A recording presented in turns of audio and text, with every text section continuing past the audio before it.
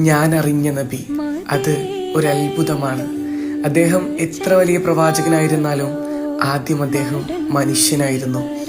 ഒരുപാട് ബുദ്ധിമുട്ടുകൾ, നിഷേധങ്ങൾ, നിരാകരണങ്ങൾ, ആക്ഷേപങ്ങൾ, അധിക്ഷേപങ്ങൾ ഒക്കെയും നേരിട്ട് അനുഭവിച്ചവർ. പക്ഷേ ഒരിക്കൽ പോലും പ്രതികാരമോ ക്രൂരതയോ കാണിച്ചില്ല.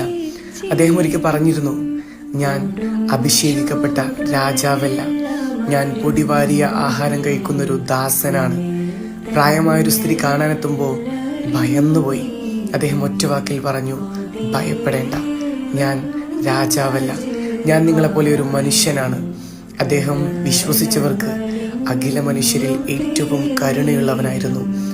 അനാഥനാകുമ്പോഴുള്ള വേദനയെക്കുറിച്ച് ആലോചിച്ചിട്ടുണ്ടോ? ഉപ്പയെ കണ്ടിട്ടില്ല, ഉമ്മയെ നഷ്ടപ്പെട്ടു. പക്ഷേ അദ്ദേഹം മറ്റൊരു അനാഥന്റെ കണ്ണീരിന് അർത്ഥം നൽകിയിട്ടുണ്ടായിരുന്നു. ഒരു സ്വഹാബി പറഞ്ഞത് ഓർമ്മയിലേക്ക്